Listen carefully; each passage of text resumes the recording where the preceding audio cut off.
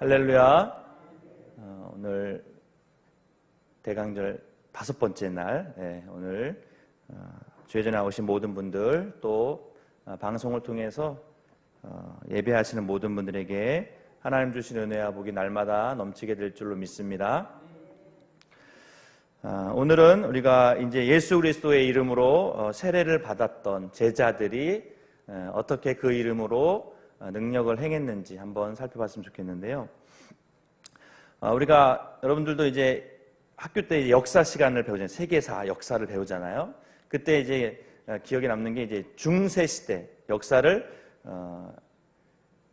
초기, 근대, 중세, 근대로 나누는데 중세의 특징 여러분들 혹시 기억나세요? 중세 시대의 특징은 뭐냐면 암흑 시대라는 거예요. 암흑 시대. 네. 캄캄한 시대라는 거죠. 근데 교회적으로 볼 때 이 중세 때 AD 500년부터 한 1500년까지 그때 중세라고 한다면 그때가 어떻게 보면 교회가 되게 흥왕했고 교회가 부흥했던 시기거든요. 교회의 힘이 있었던 시기거든요. 그런데 일반 사회에서는 그 시기를 암흑 시기라고 얘기한다는 거예요. 암흑 시대라고. 왜 그럴까? 이제 교회가 어떻게 보면 하나님이 은혜로 힘을 주셨고 능력을 주셨는데 그것을 제대로 활용을 못하는 거죠. 일례로 재밌는 이야기가 있는데요. 1200년경에 이제 교황이었던 이노센트 3세라는 교황이 있었는데 그 교황과 그때 당시에 이제 신학자가 누가 있었냐면 토마스 아퀴나스라는 유명한 신학자입니다. 근데 우리 잘 모르죠. 원래 이제 신학과 교회는 사실 어떻게 보면 좀 대립관계거든요. 긴장관계. 교회가 잘못하면 신학교에서 말씀에서는 그렇게 하지 않습니다. 왜 근데 교회가 그렇게 합니까? 라고 이렇게 서로 지적하고 또 이렇게 잘못한 것을 견지해주는 기능을 하는 게 바로 이제 신학자들이고 신학교인데 그 교황과 이노센트 3세라는 교황과 이제 그 토마스 아퀴나스나 신학자가 대화를 하는 거예요. 교황청에서 이제 교황청의 발코니에서 대화를 나누고 있는데 마침 유럽 각국에서 이제 그 헌금 주머니, 헌금 바구니가 다 이제 막 도착하는 거죠. 지금도 이제 카톨릭은 그 모든 드려지는 헌금이 이제 로마 그 교황청으로 일단 들어간다는 얘기가 있는데 그만큼 이제 교황청이 그 유럽이 중세 때 부흥했기 때문에 막 이제 헌금이 많이 들어왔겠죠. 그 모습을 보면서 이제 교황이 이렇게 얘기했다고 합니다. 보시오 선생, 베드로 사도는 은과 금은 없다고 하셨는데 하나님의 은혜로 우리 교회들은 저렇게 금은 부화가 넘쳐나고 있어 하면서 되게 흡족해하는 거죠. 내가 교황인데 우리 교회가 지금 이렇게 재산이 많아지고 있고 뭔가 이렇게 많다. 자랑 삼아 이제 얘기한 거죠. 그랬더니 이제 그 토마스 아퀴나스라는 신학자가 이렇게 대답을 했답니다. 네, 그렇습니다. 하지만 교회는 성전 미문에서 구걸하던 안진뱅이를 일으켜 세웠던 그 예수 그리스도의 이름의 권능과 능력은 잃어버렸습니다. 라고 이제 얘기했다는 거죠. 교회가 눈에 보이는 금은 부화는 많아졌는데 눈에 보이지 않지만 그 교회의 중심이고 본질이 돼야 되는 그 예수 그리스도의 이름의 능력과 그 권능이 없어졌다는 것을 이제 단편적으로 이야기하는 그러한 이야기가 아닌가 우리가 생각해 볼 수 있습니다. 교회는 겉으로 보여지는 건물이 중요한 것이 아니고 교회가 얼마나 크고 성도가 얼마나 많은가 또 그 교회에 얼마나 예산이 많은가가 중요한 것이 아니라 그 교회가 정말 예수 그리스도의 이름으로 예수 그리스도의 이름의 어떤 그런 능력과 권능과 또 주님의 마음 가운데 행하고 있는가가 더 중요한 줄로 믿습니다. 바로 오늘 이 이야기는 바로 초대교회 또 사도들이 어떻게 하나님 앞에서 예수님의 이름으로 행했는지 아직까지 교회가 제대로 세워지기 전이었죠. 그렇지만 그들 안에는 살아계신 예수 그리스도가 함께 했기 때문에 그 이름으로 능력이 나타나게 된 줄로 믿습니다. 오늘 말씀에 보면 제9시 성전에 기도하러 가던 이 베드로와 요한의 이야기가 나옵니다. 그들이 이제 성전으로 들어가는데 미문이라는 문으로 들어가고 있었어요. 근데 그 앞에 누가 있었냐면 나면서 걷지 못한 안진뱅이가 있었습니다. 자, 이 미문이라는 것은 우리가 언뜻 들으면 미문, 미미한 좀 작은 문이라고 생각하는데 이 미문은 그런 작다는 게 아니라 아름답다는 뜻이에요. 아름다울 미, beautiful gate, 아름다운 문이에요. 왜 아름답까? 크고 웅장했기 때문에.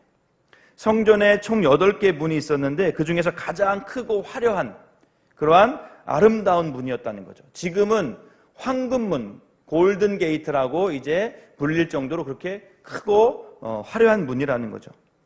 그 문을 직접 보았던 교회 역사가 요세푸스는 그 문을 어떻게 묘사하고 있냐면 높이가 무려 23m, 엄청 높죠. 그리고 금과 은을 입힌 황동으로 화려하고 웅장한 그런 장엄한 문이었다라고 소개합니다. 은과 금으로 이제 그 문이 칠해져 있었나 봐요. 그러니까 베드로 요한이 은과 금은 없다 그런 얘기를 했던 것 같기도 합니다. 자, 그런데 그렇게 웅장하고 화려한 문 앞에 정말 초라하고 연약하고 불쌍한 이 나면서부터 안진뱅이. 자, 나면서부터 안진뱅이 됐다는 건 뭘까요? 저주받았다는 거. 그때 당시로 보면 저주받은 거. 하나님 앞에 저주받았기 때문에 나면서부터 걷지 못하는 거예요. 그러니까 이제 구걸을 한 거죠. 혼자서 살아갈 수 없었을 거예요. 그죠? 그러니까 누군가가 거기다가 갖다 놓고 너는 할 게 없잖아. 너는 구걸이라도 해. 밥벌이라도 해. 그러니까 거기서 이제 하루 종일 한 푼만 보태줍시오. 그렇게 이제 구걸을 했겠죠. 그 미문을 들어가던 베드로와 요한이 이제 그 안진뱅이를 보고 이제 이야기합니다. 되게 불쌍해 보였겠죠. 그 불쌍해 보인 마음은 바로 주님이 주시는 그런 마음이었을 겁니다. 평소 때도 봤을 텐데 그때는 지나갔지만 오늘은 어떻게 눈에 보이는 거죠. 하나님이 우리에게 그런 마음을 주실 때가 있는 것 같아요. 평소에는 보이지 않던데 오늘은 보이는 거죠. 성령이 저 사람의 어떤 모습을 보면서 내가 좀 기도해주고 싶다. 저 사람 내가 좀 도와주고 싶다. 뭔가 슬픈 일이 있어 보이는데 내가 좀 기도해주고 싶다. 어떤 그런 마음, 사람이 주는 마음이 아니라 하나님이 주시는 마음인 줄로 믿습니다. 베드로와 요한은 그 마음을 거부하지 않고 그 안진뱅이에게 다가갑니다. 그리고 그를 잡고 이제 일어나라. 중요한 것이 누구의 이름으로? 예수 그리스도의 이름으로. 내가 말한다 일어나라 그게 아니라 예수 그리스도의 이름으로 명했을 때 그러한 놀랍게 일어나는 기적이 일어났다는 거죠. 오늘 본문 말씀 우리 3장 6절부터 8절 말씀을 다시 한번 우리 같이 한 목소리로 봉독해 보겠습니다.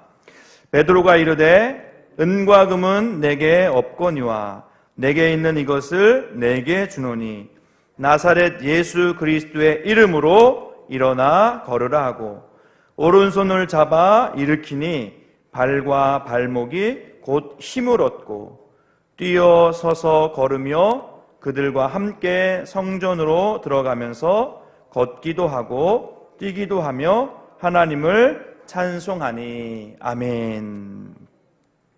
이 안진뱅이 나이가 얼마나 됐을까?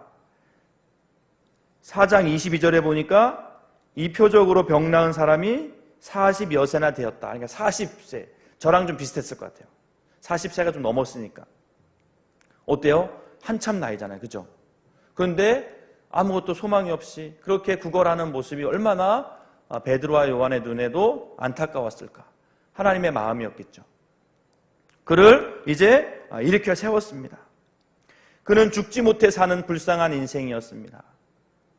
그 모습을 베드로와 요한은 외면하지 않고 주님이 주시는 마음을 그대로 행해 보였다는 거죠.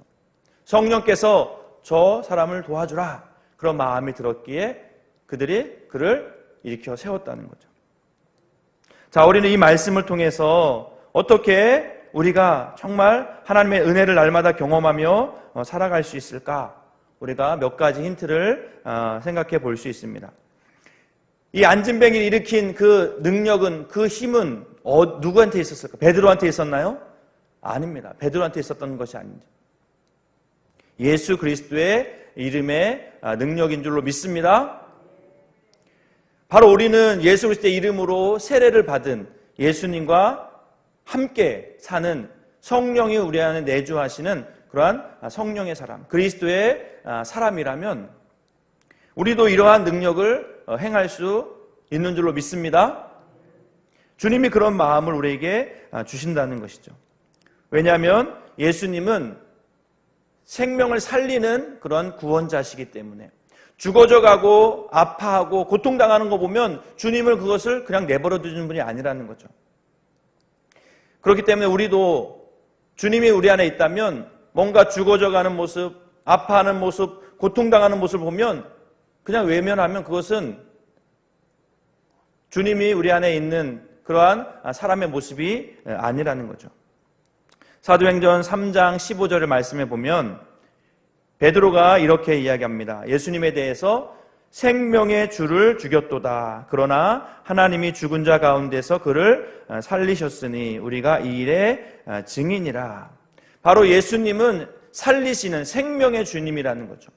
죽이고 고통스럽게 하고 아프게 하는 분이 아니라 살리시는 분, 고치시는 분, 치유하시는 분이 주님이시다. 우리가 그 일의 증인이다라고 이야기하고 있습니다. 그런데 우리가 목사님 저도 안진뱅이 일으키고 싶은데 잘 안 되는데 뭐 그게 어떻게 되는 거예요? 그게 정말 될 수 있을까요? 사실 우리가 그 눈에 보이는 것이 눈에 보이는 모습이 중요한 게 아니죠. 우리가 베드로와 요한이 그를 보면서 불쌍히 여겼던 마음이 중요하다는 생각을 하게 돼요. 우리는 다 능력이 우리가 만약에 다 고치면 우리가 예수님이죠. 근데 우리는 그 예수님은 아니잖아요. 그렇기 때문에 우리는 늘 주님을 의지하는 마음, 주님이 어떤 마음을 가지고 있는지 그 마음을 아는 것이 중요하다는 그러한 생각을 하게 됩니다. 그것 없이 주님의 마음을 아는 것 없이 성령의 감동 없이 내 욕심으로 내 이름이 높아지려고 한다면 전혀 그러한 기적은 일어날 수가 없는 거죠. 자, 사도행전 19장에도 보면 사도 바울이 에베소 교회에서 이제 예수님의 이름으로 막 기적을 일으킵니다. 병자를 고치는 놀라운 일을 행하게 돼요. 그랬더니 그 모습을 멀리서 보고 있었던 사람들이 있었는데 바로 제사장, 유대인의 제사장 스게와의 아들들이었어요. 7 아들들이었어요. 그들이 보니까 뭐 예수님의 이름으로 일어나라 막 일어나고 고침받아라니 막 고침받는 거니까 우리도 한번 해보자. 예수님의 이름으로만 하면 되나 보다 하고 자기들도 이제 병자를 고치려고 시도하는 거예요. 그런데 능력이 나타났을까 안 나타났을까요? 전혀 능력이 안 나타나는 거죠. 자, 사도행전 19장 14절부터 16절 말씀입니다. 유대 한 제사장 스게와의 7 아들도 이 일을 행하더니 악기가 대답하여 가로되 예수도 내가 알고 바울도 내가 알거니와 너희는 누구냐 하며 악기 들린 사람이 그 2 사람에게 뛰어올라 억제하며 이기니 저희가 상하여 벗은 몸으로 그 집에서 도망하는지라. 눈에 보이는 예수님의 이름으로 하니까 그냥 일어나네, 고쳐지네, 그 겉모습을 따라한다고 되는 게 아니라는 거죠. 오히려 고통당하고 도망갔다라고 그렇게 성경은 말씀하고 있습니다. 우리는 이 기적이 언제 일어났는지를 봐야 된다는 거죠. 베드로와 요한이 뭐 하러 갈 때 이러한 기적이 일어났죠? 성전에 뭐 하러 갔을 때? 성전에 밥 먹으러 갔을 때? 네, 기도하러 갔을 때. 기도 시간에 기도하러 가는 거예요. 지금 제 9시였습니다. 9시면 지금으로 말하면 이제 오후 3시쯤 되는 거죠. 아침 6시부터 하루가 시작되기 때문에 오후 3시가 되는 거예요. 그때 당시에 경건한 유대인들은 하루에 3번씩 성전에서 기도했습니다. 3시, 오전 9시, 6시, 정오, 그 다음에 9시, 오후 3시에 그렇게 3번씩 기도했다는 거죠. 지금 제 9시에 기도하러 갔다는 얘기는 벌써 이제 하루에 벌써 3번째 기도하러 가는 시간인 거예요. 오전 9시에도 또 정오에도 기도를 했고 또 오후 3시에도 지금 기도하러 가는 거였어요. 그러니까 지금 베드로와 요한은 성령이 충만한 거죠. 여러분들 성령 충만하고 싶으면 기도의 자리를 지키시기 바랍니다. 베드로와 요한은 성령이 충만했던 거예요. 그러니까 주님의 마음이 가득했다는 거죠. 그러니까 그 안진뱅이를 보고 그냥 지나칠 수가 없었던 거예요. 왜? 성령께서 불쌍한 마음을, 긍휼히 여기는 마음을 주었기 때문에. 그러니까 그 전에도 얼마든지 많이 지나치면서 봤을 텐데 기도의 영으로 충만하니까, 성령으로 충만하니까 그 사람을 보고 지나칠 수가 없었던 거죠. 그래서 그 주님의 이름으로, 주님이 주시는 마음이었기 때문에 주님의 이름으로 행했을 때 그러한 놀라운 기적이 일어난 줄로 믿습니다. 우리에게는 능력이 없어요. 우리는 그걸 알아야 돼요. 주님의 이름에 능력이 있는 줄로 믿습니다. 마가복음 16장 17절에도 주님의 이름으로 이제 앞으로 제자들이 어떤 일을 행하게 될 것인지에 대해서 이렇게 말씀합니다. 믿는 자들에게는 이런 표적이 따르리니 곧 저희가 내 이름으로 귀신을 쫓아내며 새 방언을 말하며 뱀을 짚으며 무슨 독을 마실지라도 해를 받지 아니하며 병든 사람에게 손을 얹은즉 나으리라. 아멘. 믿는 자에게 어떤 걸 믿는, 예수 그리스도의 이름을 믿는 자, 그의 이름에 능력 있고 죽은 자를 살리시는 분이라는 그런 능력 있는 분이라는 믿음이 있을 때 이러한 놀라운 일들이 일어날 수 있다는 거죠. 또 요한복음 14장 13절에도 너희가 내 이름으로 무엇을 구하면 내가 시행하겠다 말씀하세요. 우리가 예수님의 이름으로 어떤 일이든지 행할 때 주님께서 도와주시겠다, 행해 주시겠다 그렇게 말씀합니다. 또 요한복음 16장 24절에도 지금까지는 너희가 내 이름으로 아무것도 구하지 아니하였으나 구하라 그리하면 받으리니 너희 기쁨이 충만하리라 말씀하고 있습니다. 예수님의 이름으로 구하라는 거죠. 주님의 능력을 공급받으라는 겁니다. 얼마든지 주님께서 우리 가운데 우리 예수님의 이름으로 행할 때 예수님께서 함께 해주시겠다고, 하나님께서 그 간구 가운데 응답하시겠다고 말씀하고 계신 줄로 믿습니다. 그렇기 때문에 중요한 것은 주님의 마음을 아는 것이 중요하다는 거죠. 주님이 주시는 마음이 어떤 마음인지 우리가 늘 민감하게 깨닫는 것이 중요하다는 거죠. 어떻게 우리가 주님의 마음을 민감하게 깨달을 수 있을까요? 오늘 베드로와 요한처럼 기도의 자리를 지킬 때, 기도의 자리 가운데 나아갈 때 주님의 마음을 우리가 민감하게 깨달을 수 있고 그 마음을 알게 되는 줄로 믿습니다. 오늘 베드로와 요한은 기도의 자리를 놓치지 않고 하루에 3번씩 하나님 앞에 나아가서 간절히 기도했을 때 주님의 마음이 그 안에서 늘 풍성했죠. 성령이 충만했죠. 그랬을 때 그 주님이 주시는 마음으로 그 안진뱅이를 향하여 일어나 걸어라, 예수 그리스도의 이름으로 명하노니 일어나 걸어라 했을 때 그가 일어났던 것을 보게 됩니다. 그래서 결과적으로 어떤 일이 일어나냐면 하나님을 찬송했다 그렇게 말하고 있거든요. 베드로를 찬송하지 않았습니다. 이 안진뱅이가 일어나서 무엇을 했냐면 하나님을 찬송했다는 거예요. 예수님의 이름으로 기적이 일어나니까 하나님이 영광을 받으시는 일이 일어난다는 것이죠. 우리가 왜 기적을 못 익힐까? 그 마음이 어디에 있는지, 내가 높아지고 싶은 마음, 내 이름을 드러내고 싶은 마음이 있다면 전혀 기적이 일어날 수가 없는 거죠. 하나님을 높일 때, 하나님의 이름, 하나님께 영광 올려드리는 마음이 있을 때 하나님께서는 우리의 연약함을 통해서, 우리는 연약하지만 예수 그리스도의 이름으로 기적을 베풀어 주실 줄로 믿습니다. 그래서 우리는 늘 기도의 자리, 주님의 마음을 알기 위해서 기도의 자리에 나가기를 애쓰고 힘써야 되는 줄로 믿습니다. 마가복음 9장에 보면 말 못하게 하는 귀신 들린 아들을 아버지가 제자들에게 좀 고쳐달라고 데리고 와요. 그때 제자들도 막 기적을 행하고 있으니까.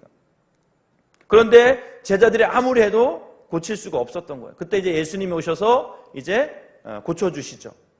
그러니까 제자들이 예수님께 물어보면, 예수님, 우리도 왜 우리는 안 됩니까? 우리는 왜 했을 때 고쳐지지 않았습니까? 라고 물어봤을 때 예수님께서 이렇게 말씀해 주셨습니다. 마가복음 9장 29절 말씀입니다. 우리 같이 한번 봉독해 보겠습니다. 이르시되 기도 외에 다른 것으로는 이런 종류가 나갈 수 없느니라 하시니라. 이게 무슨 말씀이에요? 기적은 그냥 너의 힘으로 이렇게 일어나는 게 아니에요. 기도했을 때, 주님이 주시는 마음을 붙잡고 기도했을 때 그러한 능력이 나타나는 거죠. 더 열심히 기도하고 더 하나님의 마음을 알기 위해서 애쓰라는 거죠. 자, 예수님도 우리에게 좋은 기도의 모범을 보여주셨습니다. 예수님은 사실 하나님의 아들이었기 때문에 전능하신 분이기 때문에 사실 기도가 필요 없는 분이잖아요. 그죠? 다 알고 다 아시는데도 할 수 있는데도 왜 기도의 자리를 나가셨을까? 우리에게 본받으라고.